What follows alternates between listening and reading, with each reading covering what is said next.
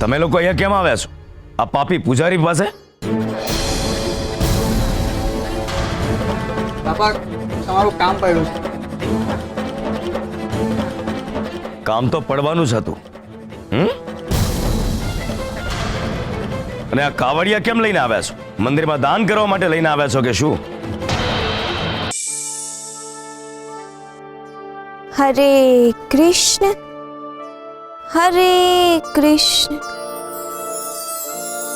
અરે વાહ, આજે તમે મારા નામનો જાપ કરો છો? મારું હૃદય તો ધબકે જ છે હરે કૃષ્ણના નામથી. તો પછી હૃદયનું કાર્ય આજે હોઠુએ કેમ કર્યું? આનંદ છલકાય એટલે લાગણી શબ્દ બને ને નાથ. તમારા આનંદનું કારણ જાણી શકું? મારા નહીં, સમગ્ર સંસારના આનંદનું કારણ એક જ છે, શ્રી હરિ.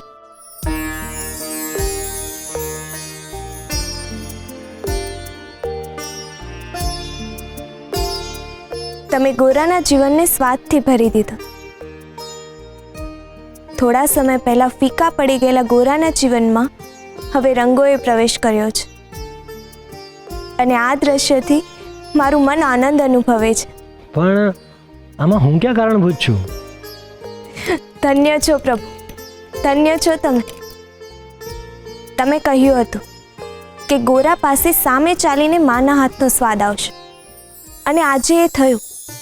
તમે જે કહ્યું હતું તમે એ કર્યું. એક જ દિવસમાં પાછલા કેટલાય દિવસોના શોકને દૂર કરી દીધો તમે. દેવી અને ગોરાનું મિલન કરાવીને ગોરાના હૃદયને આપ્યો મીઠો સ્વાદ. દેવીના સ્પર્શ થકી ગોરાના હાથને આપ્યો મમતાનો સ્વાદ. એક બાળક માટે એની મા સાથેના મિલનથી મોટી ઘડી કઈ હોઈ શકે ના? વાત તો તમારી સત્ય છે રૂકમણી, પણ આમાં મેં કંઈ નથી કર્યું. જે કંઈ પણ થયું છે એ ગોરાની મહેનતના લીધે થયું છે. ગોરાને જે કંઈ પણ મળ્યું છે એ એના કર્મોનું ફળ છે. એટલે એનું જશ તમે મને આપીને ખોટું કરી રહ્યા છો. જશ તો તમે ગોરાને આપી રહ્યા છો. સંસારના હૃદય પણ તમારા લીધે ધબકે છે અને તમે એ વાતનો જશ પણ નથી લઈ રહ્યા. જશ એટલા માટે નથી લઈ રહ્યો કારણ કે આ કાર્ય મેં નહીં, આ કાર્ય ગોરાની મહેનતે કર્યું છે. જો એણે મહેનત જ ના કરી હોત તો હું એને ફળ આપી જ ના શકત. રૂકમણી, સૃષ્ટિ પર હું વરસાદ ત્યારે જ લાવી શકું જ્યારે વાદળોમાં પાણી ભરેલું હોય,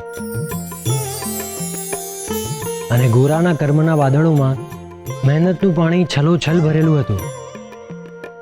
એટલે એને મળેલા વરસાદરૂપી ફળમાં મારો ફાળો કેવી રીતે ગણી શકાય? તમે તમારી નજરે જોયું ને, ગોરા કેટલા દિવસથી મહેનત કરતો હતો. એની લગન, ધગશ અને પરિશ્રમને લીધે જ એ આ પરિણામ સુધી પહોંચ્યો છે. વાહ નાથ, કર્મોનો હિસાબ અને લેખાજોખા તો તમે જ રાખો છો. પણ હું એ પણ જાણું છું કે તમે ક્યારેય ચમત્કાર નથી કરતા. તો એવી તો કઈ ઘટનાએ કામ કર્યું કે ગોરાના રોટલામાં માના હાથનો સ્વાદ આવી ગયો? માના હાથના સ્વાદમાં મૂળ તત્વ એક જ હોય છે રૂકમણી, અને એ હોય છે પ્રેમ. અને જ્યાં સુધી પ્રેમ તત્વની બાદ બાકી હોય છે ત્યાં સુધી કંઈ પણ કરી લેવામાં આવે. ભોજનમાં માના હાથનો સ્વાદ નથી આવી શકતો. તમે જોયું, અત્યાર સુધી ગોરાએ જેટલી વાર રોટલા બનાવ્યા એટલી વાર એના મનમાં અપેક્ષા હતી કે એના રોટલામાં માના હાથનો સ્વાદ આવે. પરંતુ આ વખતે એણે બધું જ ભૂલીને આનંદિત મન સાથે રોટલા બનાવ્યા હતા. એના મનમાં કોઈ અપેક્ષા નહોતી. એના મનમાં હતી નાની દેવીની યાદ, શુરાની ભૂખ, બાપાની ચિંતા, પોતાની મહેનત અને બધાની ભૂખ ભાંગવાની ધગશ. અને રૂકમણી, મહેનત, યાદ, ધગશ, ચિંતા સંવેદના, આ બધા જ તત્વોનું મૂળ પ્રેમ હોય છે. અને અત્યંત પ્રેમ સાથે બનેલા ભોજનમાં સ્વાદ આપોઆપ જ ઉમેરાઈ જાય છે. બસ ગોરાનો પ્રેમ જ માના હાથનો સ્વાદ બનીને રોટલામાં ઉતર્યો છે.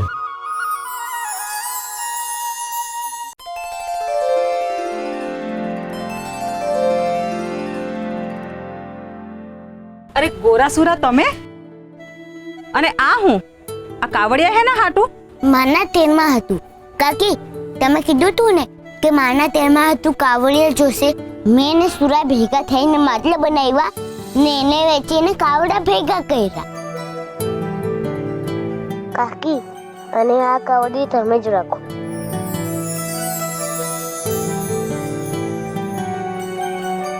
કાકી, આટલા કાવડિયા હાલ છે ને? આટલા કાવડિયામાં થઈ જશે ને માનું તેરમું? કાકી, તમે આ કાવડિયામાંથી લોટ લાવીને અમારે ઘેર આવજો. હું એનાથી રોટલા બનાવીશ. અને હવે તો મારા હાથમાં માના હાથનો સ્વાદ પણ આવી ગયો છે. એટલે આ વખતે માના તેરમામાં માના હાથના સ્વાદનો જ રોટલો બનશે. હા કાકી, ગોરા રોટલા બનાવે તો હાલ છે ને? એવું ન હોય બેટા. તો કાકી, તમે આખા ગામમાં તેરમાનું નોતું આપી દેશો ને? હા કાકી, અમે નાના છીએ. અમે કહીએ તો કોઈ કદાચ ના આવે. ન કરતા તમે જ કહી દેજો. ગામમાં બધાને માની વસ્તુ દાનમાં આપીશું અને માની આત્માને બહુ સરસ રીતે વિદાય આપીશું. અને માનું બીજું સર્જન બહુ સારી રીતે થાય, એને દુઃખ ન પડે. અને બાપાના માથેથી શોક ઉતરે એટલે બાપા પહેલા જેવા હસતા બોલતા થઈ જાય. કાકી, તમે અમારા હાથું આટલું ખર્ચો ને? કેમ નહીં બેટા, તમે મારા છોકરાઓ જ છો ને. દેવી ગઈ પણ રતન જેવા બે દીકરાઓ મુક્તિ ગઈ. દેવીને તો તે દી જ મોક્ષ મળી ગયો હશે જે દી એને તારા જેવા દીકરાને જન્મ દીધો. દેવીનો તો જન્મારો પડ્યો. બેટા, તમે લોકો ચિંતા ના કરતા હો. આપણે દેવીનું તેરમું બહુ સારી રીતના પાર પાડશું અને એને સુખરૂપ વિદાય આપશું. હારું કાકી, અમે જઈએ. જય શ્રી કૃષ્ણ. જય શ્રી કૃષ્ણ. જય શ્રી કૃષ્ણ. હાલ સુરા. કેવા સમજુ અને સંસ્કારી છે બેવ. કોણ જાણે કેમ આ છોકરાઓ હારે જ આવું થયું. હે હરી, આ બાળકો તો ફૂલ જેવા છે.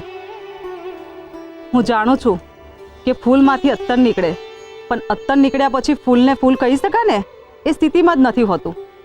આ બાળકો હારે આવું થયું એ માનવતા હારે અન્યાય છે પ્રભુ.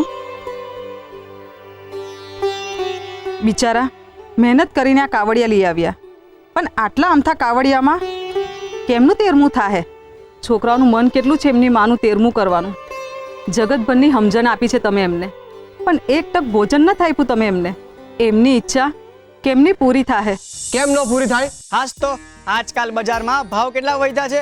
મોંઘવારીએ આકાશ આંબ્યું છે. એક શેર લોટના 2 કાવડિયા થાય છે ને કાવડિયા છે 4. આ 4 કાવડિયામાં આખું ગામ થોડી જમશે. એ તો મને ખબર છે, પણ આ છોકરાઓ કેટલી મહેનત કરીને આ કાવડિયા લાવ્યા છે. એમની બહુ ઈચ્છા છે કે દેવીનું તેરમું સારી રીતના થાય. અને મા વિનાના છોકરા એમને નાય કેમ નહીં પાડવી?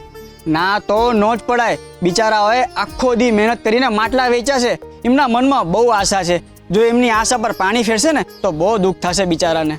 પણ એનોય ક્યાં માર્ગ છે? આખા ગામને કાવડિયા વિના થોડી જમાડાશે. હવે એ વાત તો ઠીક છે, પણ આ વિધિ કરવા હાટું પૂજારી બાપાને બોલાવવા પડશે ને. એ કઈ આમ નાની સુરી દક્ષિણામાં માને એમ નથી.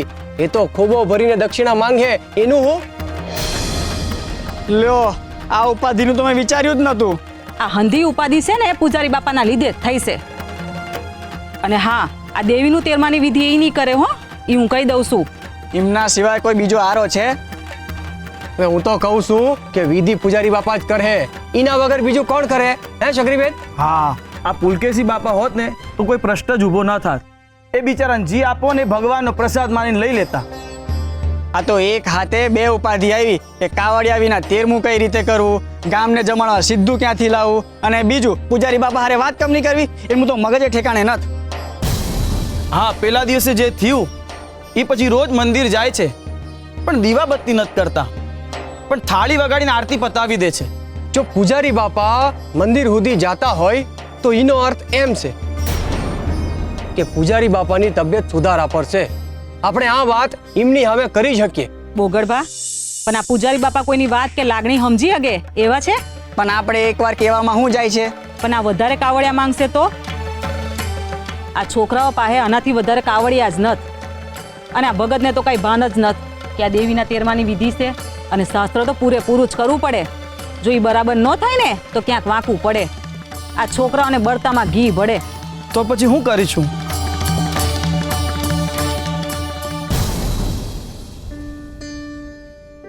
લ્યો, આ મારા તરફથી 3 કાવડિયા. આ ભગત જેવા ભલા માણસને જરૂર પડે ને તો પાસી પાની ન કરાય. આ ભગતને દીધું એટલે સમજવું કે મંદિરમાં દીધું અને ભગવાનને ભોગ ધરાવ્યો એમ સમજવું. લ્યો. લ્યો. લ્યો.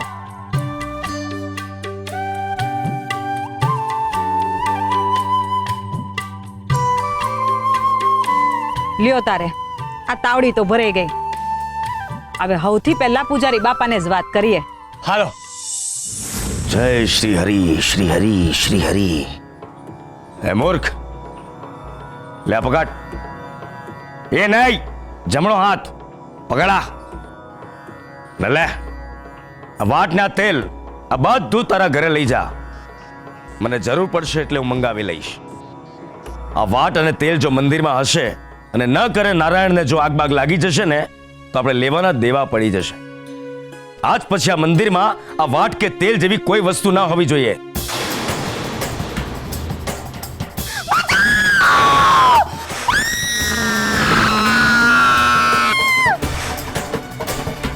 હે, મારું મોઢું શું જુએ છે મૂર્ખ? હવે તું દૂર કર મારાથી. લઈ જા, નીકળ નીકળ. મૂર્ખાઓથી ભરેલું છે આખું ગામ. શ્રી હરિ નમો નારાયણાય. પૂજારી બાપા, પૂજારી બાપા,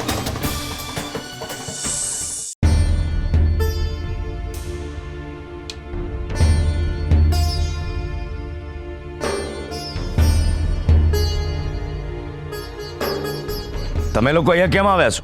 આ પાપી પૂજારી પાસે?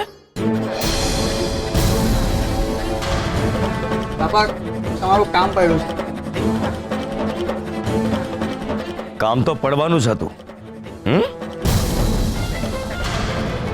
અને આ કાવડિયા કેમ લઈને આવ્યા છો? મંદિરમાં દાન કરવા માટે લઈને આવ્યા છો કે શું? બાપા, આ હંધાય કાવડિયા દેવીબેનના તેરવાની વિધિ હાટુ ભેગા કર્યા છે. બાપા, તમે શાસ્ત્રના જાણકાર પણ છો અને ગામના ગોર પણ છો, એટલે દેવીબેનના તેરમાની વિધિ તમે કરો એવી અમારી ઈચ્છા છે. ઈચ્છા નહીં પણ મજબૂરી છે તમારા લોકોની. તમે લોકો જાણો છો કે મારા જેવો જ્ઞાની પૂજારી આખા પંથકમાં નથી, એટલે મારા વિના તમારો ઉદ્ધાર તો છે જ નહીં. પણ હું દેવીની તેરમાની વિધિ કેવી રીતે કરી શકું? હું તો દેવીનો ખૂની છું. કેવી રીતે વિધિ કરીશ? હા, બાપા, જે થઈ ગયું છે એ અંધોએ ભૂલી જાવ ને હવે. વાતને ભૂલી જવાય, વેદનાઓને નહીં. બોગાડ, તમારા શબ્દો શસ્ત્ર બનીને મારા સ્વાભિમાનને છિન્ન ભિન્ન કરી નાખ્યું છે. મારા હૃદયમાં છિદ્રો પાડી દીધા છે. એ હું ક્યારેય નહીં ભૂલું. પૂજારી બાપા, આક્રોશમાં હતા એટલે બોલાઈ ગયું. તમે તો વિદ્વાન છો, માફ કરી દો ને. હું વિદ્વાન છું એ તમને લોકોને આજે ખબર પડી, અને એ પણ તમને જરૂર પડી ત્યારે.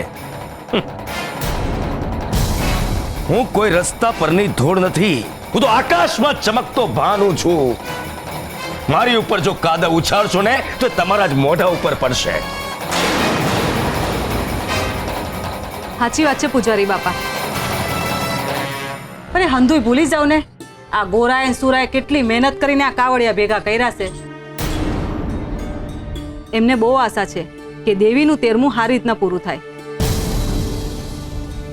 આટલા બધા કાવડિયા ઘોરા ક્યાંથી કમાઈને લાવ્યો? બાપા એ છોકરો કેવી રીતે કમાઈ શકે? આખો દી મહેનત કરીને માંડ 4 કાવડિયા ભેગા કર્યા છે. 4 કાવડિયામાં શું થાય બાપા?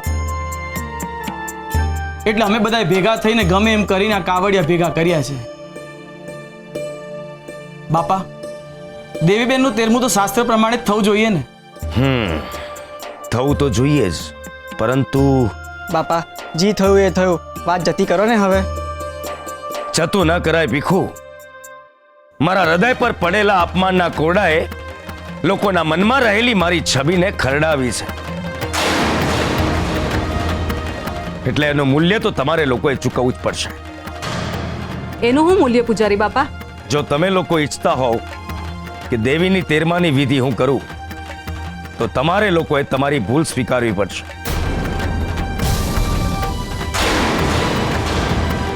અને મારી માફી માંગવી પડશે, ને એ પણ નતમસ્તક થઈને. બાપા બોગડબા, આપણે હંધાઈ પૂજારી બાપાની માફી માંગી લઈએ. બાપા અમે તમારું અપમાન કર્યું એ અમારી ભૂલ હતી. બાળક સમજીને માફ કરી દો બાપા.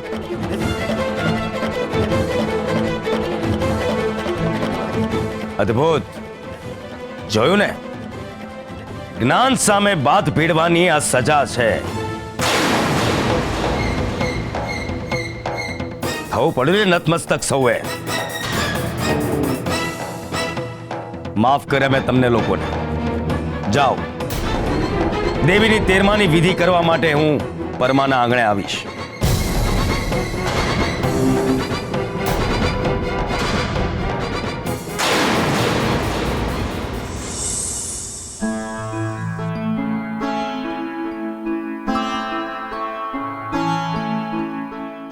પણ ગોરા એવું કેમ કરવાનું? સક્રી કાકીએ કીધું છે એવું કરવું પડે, તો જ વાની વિદાય થાય.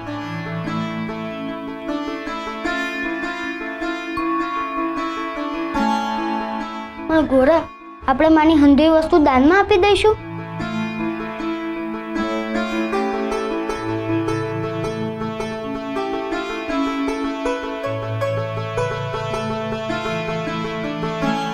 પણ ગોરા બધું હું કામ દાનમાં દેવું છે?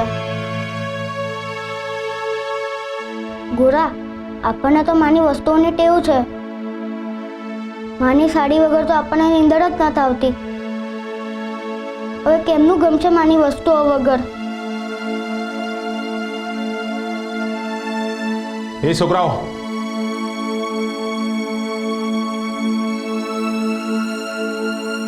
તમે બે છોકરા અહીં શું કરો છો ને?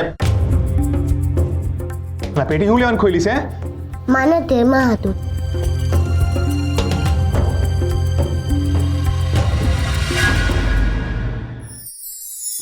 સેવા આ શબ્દ આધ્યાત્મ સાથે જોડાયેલો છે. જે કાર્ય કરવા પાછળ કોઈ પણ જાતનો સ્વાર્થ ના જોડાયેલો હોય એ કાર્યને સેવા કહે છે. આર્થિક વળતર કે અન્ય કોઈ પ્રકારની અપેક્ષા સાથે કરેલા કાર્યને સેવા નથી કહેતા. જે કાર્ય કરીને નિર્દોષ આનંદ સિવાય બીજું કશું જ પ્રાપ્ત નથી થતું, એ દરેક કાર્યને સેવા કહે છે. સેવાનો હેતુ પરોપકારનો, સંવેદનાનો, કરુણાનો હોય છે. અને એટલે જ સેવાના નામે સ્વાર્થ સાધવો એ અધર્મ છે. જે રીતે સેવા કરનાર માટે ઘણા બધા ભાવ હોય છે, એ જ રીતે સેવા લેનારનો ભાવ પણ શુદ્ધ હોય એ એટલું જ મહત્વનું છે. સેવા કરનાર માટે માન સન્માન જાળવવું એ મુખ્ય ગુણ અને ધર્મ હોવો જોઈએ. કોઈ કયા કારણોસર સેવા કરી રહ્યું છે એ સમજીને એની સેવા માટે હંમેશા મનમાં શુદ્ધ ભાવ રાખવો, કારણ કે સેવા એ નિસ્વાર્થ ભાવે કરેલી ભક્તિ છે.